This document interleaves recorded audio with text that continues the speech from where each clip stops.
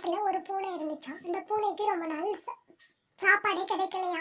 ஏன்னா அங்க இருக்க பறவைங்க எல்லாமே ரொம்ப புத்திசாலியா நடந்துக்கிட்டுச்சுக்கலாம். அவங்களோட முன்னோர் தாத்தா இருக்காருல்ல, அவங்க தாத்தா பறவை பேச்சை கேட்டுட்டு இவங்க ரொம்ப புத்திசாலியா அந்த பூனைகிட்ட இருந்து தப்பிச்சு தப்பிச்சு வாழ்ந்துட்டு இருந்தாங்களாம்.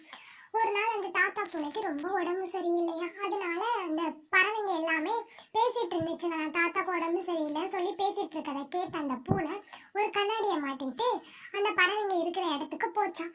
போனப்போ அந்த பறவைங்க எல்லாம் மரத்து மேல இருந்துச்சா. இந்த பூனை கீழே இருந்துட்டு நான் வந்து பூனை டாக்டர், உங்க தாத்தாவுக்கு வந்து நான் மருத்துவம் பார்க்க வந்திருக்கேன், என்னை உள்ள விடுங்க அப்படின்னுச்சா.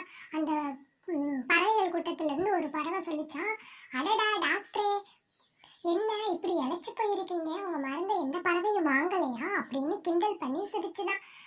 அவங்களோட இந்த பூனையோட முட்டாள்தனத்தை அறிஞ்ச அந்த பறவை அப்படி கிண்டல் பண்ணி சிரிச்சுச்சான். அதுக்கு இந்த பூனைக்கு ஒரே சங்கட்டமா ஆயிடுச்சா. என்னடா நம்ம எப்படியாவது உள்ள போய் அந்த பெரிய பூனையை சாப்பிட்டா இவங்களையும் சாப்பிடலாம் அப்படின்னு நினைச்சு ஒரு முட்டாள்தனமான முடிவை எடுத்துட்டு போச்சான். ஆனா அந்த தந்திரமான பறவைங்க இப்படி கிண்டல் பண்ணி அனுப்பி விட்டுட்டாங்களாம். இதுல இருந்து என்ன தெரியுது அப்படின்னா, முட்டாள்தனத்தை தவிர்த்தாலே புத்திசாலி ஆகிடா. தன்னோட பெரியவங்க சொன்னதை கேட்டு அவர் இல்லாத அப்ப கூட, அந்த தாத்தா உடம்பு சரியில்லாத இல்லாத அப்ப கூட அந்த சொல்ல கேட்ட அந்த பறக்கிறனால அந்த பறவைங்க ரொம்ப நாள் அந்த ஆபத்துல இருந்து தப்பிச்சு வாழ்ந்தாங்களாம். முட்டாள்தனத்தை தவிர்த்தாலே புத்திசாலி ஆகிடலாம். ஒருத்தவங்க பெரியவங்க சொல்றாங்கன்னா அவங்க இருந்தா மட்டும் அவங்க சொல்லிட்டே இருக்கணும்னு நினைக்க கூடாது.